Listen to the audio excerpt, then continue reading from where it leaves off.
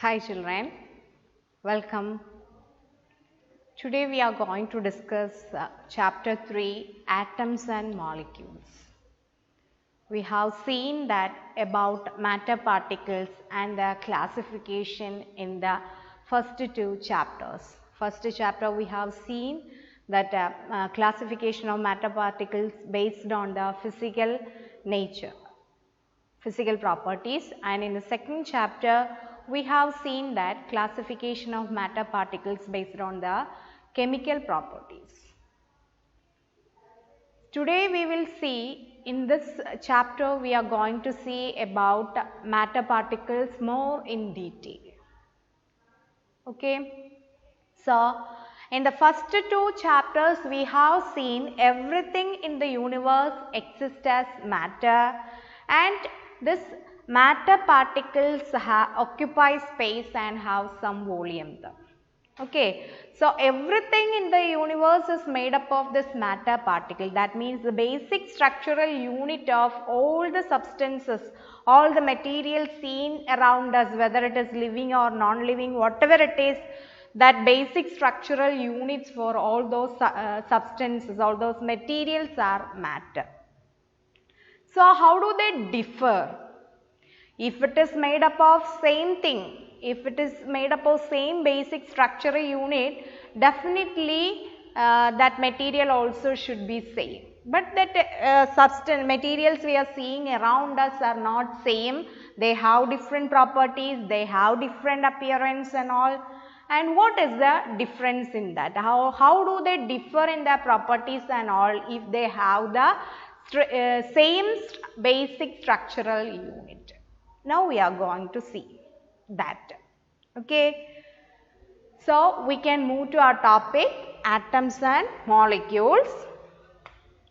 And first of all, we can see the introduction of that chapter.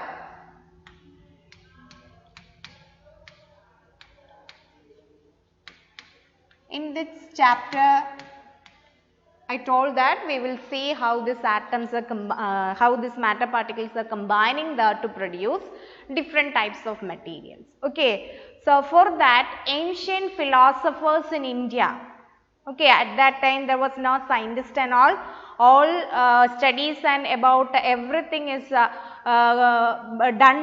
everything was done by certain group of people. They are known as philosophers. Okay. They are the teachers at that time, and they are doing all type of experiments and all. So, ancient Indian philosophers such as Maharshi Kanad and all told that everything in the universe is made up of 5 basic elements of life. Okay, and that basic structural unit with which all the materials are made up of, he called them as matter. Okay, so matter is the basic structural units of all material around us. The same time, Greek philosophers also were doing the same study regarding that matter particles and how do they combine, all these type of studies they were also doing at that same time, and they also concluded later that that everything in the universe is made up of atoms, and everything in the universe is made up of matter particles, and the basic structural unit of this matter particle they have given a particular name, that is atoms. Okay. So, later John Dalton given that scientist John Dalton have given the name, John Dalton gave the name for matter particles as atom. Okay, so John Dalton was a scientist who gave the name for this basic structural unit of matter particles as atoms. So, atoms are the basic structural units with which everything in the universe is made up of. So, in chemistry we are calling that basic structural units as atoms. Now we know that this atoms, now we can introduce the term atoms, and if it is atoms are the basic structural units of materials, then how do that materials differ? If atoms are the basic structural units and they are the building blocks for all the material, then all the materials should have the same properties and all, but that is not possessed. They have different properties and different appearance. So what is the reason behind this on how do they combine to produce different types of materials? Is there any particular rules are there for combining them, like so we will see. Okay, so first of all we can say that this atoms are combining to produce materials of different types or different appearance or different properties based on certain laws, and that laws are known as laws of chemical combination. Based on the laws of chemical combination, atoms of different materials are combining their atoms of different atoms are combining to produce materials of different types. Different types of materials are produced by the combination of atoms. And on what basis they are combining? They are combining on the basis of laws of chemical combination. Okay? Laws of chemical combination.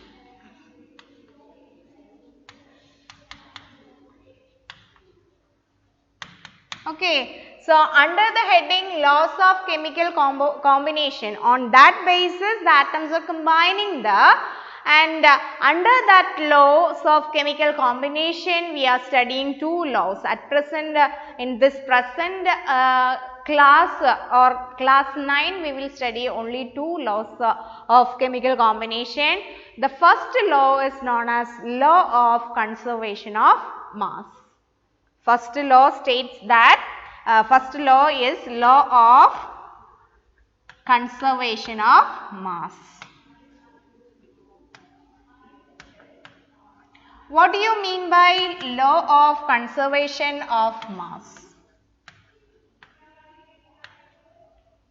What do you mean by law of conservation of mass? I will state the law first. Law of conservation of mass states that mass can neither be created nor destroyed in a chemical reaction. Once again I'll tell it, state the law.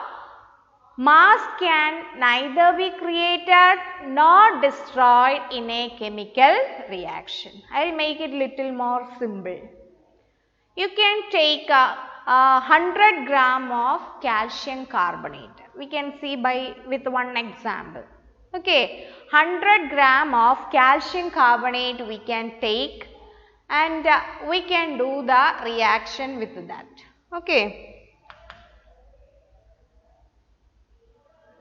So, 100 gram of calcium carbonate we are taking I am writing the formula but that compound is calcium carbonate. And calcium carbonate I am heating it. Okay. Heating, either we can use the symbol or we can write it above the arrow as heating. So, 100 gram of calcium carbonate I am taking and heating it. What is happening the calcium carbonate is a single substance, single material that will split into two different products. What all we are writing that materials are separated by an arrow. Some things we are writing before the arrow and some other materials we are writing after the arrow. What we are writing before the arrow, they are the reagents. Okay, so here the reagent is calcium carbonate.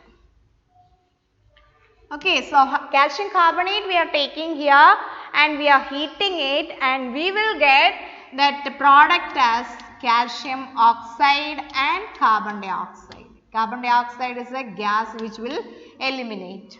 Okay, so these are the products. What we are writing after the arrow or right side the arrow, they are together known as products. We are calling them as products. Okay.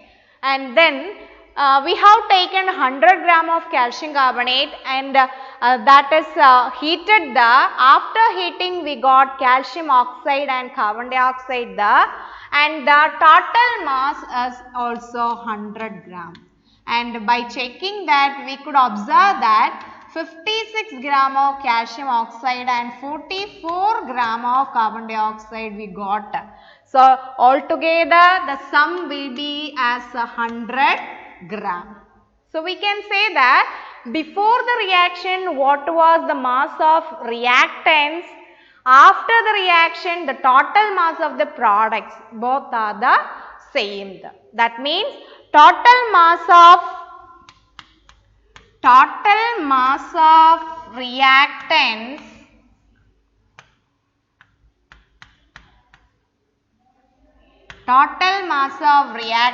is equal to the total mass of products. Suppose there are more than one reagent are there. At that time we are telling that total mass. So here only one reagent is there.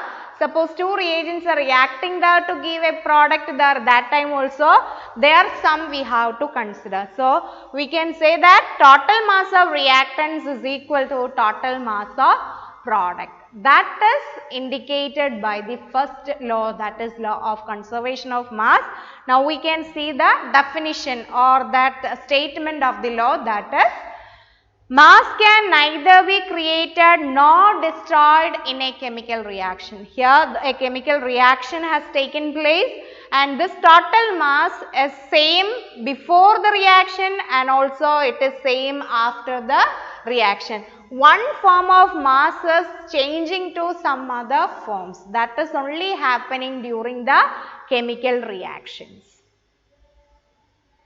Is it clear? Okay, once again I will state the law. Law of conservation of mass says that mass can neither be created nor destroyed in a chemical reaction. If it is making little more clear, I can tell that total mass of the reactants will be equal to the total mass of product before and after the reaction. It will remain the same, only slight change in the mass. The total mass will remain the same, but mass of products and reactants are getting rearranged. Okay, so for a chemical reaction, this is during a chemical reaction, this is happening there. Okay, this is the example for showing that conservation of mass. This is a theoretical example. Now we can see a practical example for the same explanation of the law of conservation of mass. For that we can take a conical flask there. We can take a conical flask there, and in that conical flask we can take two different materials there. In the first before that reaction, in the conical flask we can take 1.53 gram of sodium sulfate. Okay, sodium sulfate is a white salt that you can dissolve it in water, and you can make a solution by dissolving 1.53 gram of sodium sulfate in 10 ml of water. 10 ml of water, you dissolve this 1.53 gram of sodium sulfate there and take that solution in this conical flask. So here we have taken sodium sulfate solution.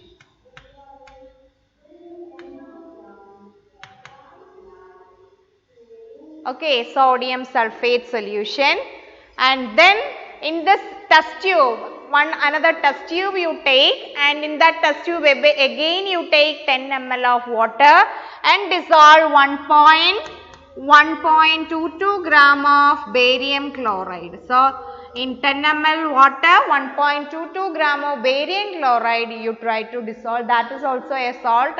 It will dissolve completely. And after dissolving, both the solutions seems to be clear solution. Barium chloride solution and that solution is also clear. We can observe the clear solution here. This is also clear. And then what we have to do is, we have to hang the test tube inside this conical flask using a twine and close the conical flask by a cork. Okay, and while hanging it, you should be very careful that it should not mix each other. In such a way you have to hang. Should not mix the reagents. Okay, so after setting up this setup you have to take the weight of this apparatus. Okay, you take the weight of this apparatus, and when you are taking weight, suppose that you got 60 gram, including the vessel, you got the mass as 60 gram. That is, before the reaction we got the mass as 60 gram. The reagents are not mixed there. Okay, after taking the mass, slightly loosen the cork and loosen the thread so that the test tube should lie in that other solution, so that mixing of both the solutions will be happening there. Okay, in such a way you just loosen the thread. At that time both the solutions will mix each other and the reaction will be taking place. During that reaction, what is happening? We can see sodium sulfate solution, sodium sulfate and barium chloride solution, barium chloride. Okay, sodium sulfate solution, both are in solution state, and barium chloride also in solution state. Both are clear solutions. But once if the reaction is over, what is happening? We can see sodium sulfate and barium chloride react to give barium sulfate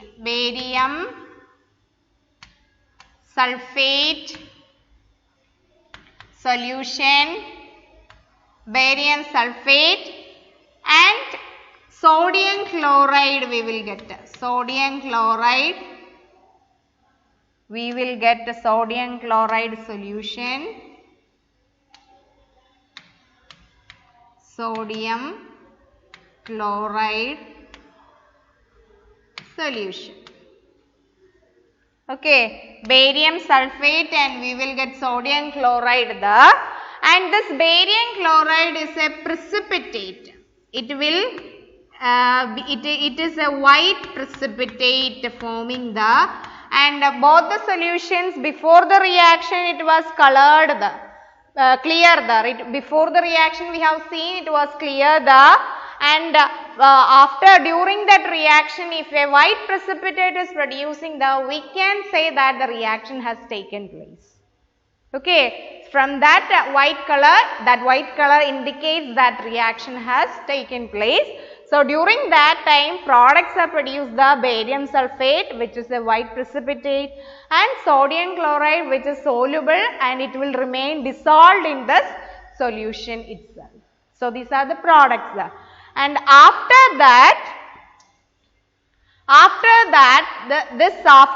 the reaction is over, let it be there for 5 or 10 minutes so that the entire reaction will be over. After that you take the weight of the same apparatus, and there also you will get the mass as 60 degree. You will get the mass 60 gram. So from this experiment it is clear that before and after the reaction, this was before the reaction, and after mixing that we got the products there. After the reaction, after and before the reaction, the masses seems to be the same. That means masses conserved there, no change for the total mass there before and after the reaction. That is stated by the law of conservation of mass. Mass can neither be created nor destroyed in a chemical reaction. That means total mass of the reactants will be equal to the total mass of product. Okay, I think this law is very much clear to you. Theoretical explanation we have seen that in the case of calcium carbonate heating, we have seen the calcium carbonate heating. 100 gram if you are taking, you will get 56 gram of calcium oxide and 44 gram of carbon dioxide. The altogether mass of product will be 100 gram. So, before and after reaction it is same. And experimentally we can see before and after the reaction by mixing two reagents. Okay, by taking the mass of the setup before the reaction and after conducting the reaction also we can take the mass. So, if it seems to be the same, we can say that the reactions are based on the chemical combination, that is law of conservation of mass. And in your textbook page number 31, activity 3.1, the same activity can be conducted by using different reactants. Okay, one among that is barium chloride and sodium sulphate. Two more reagents are the copper sulphate we can use and sodium carbonate we can use. At that time you will get the product as copper carbonate and sodium sulphate.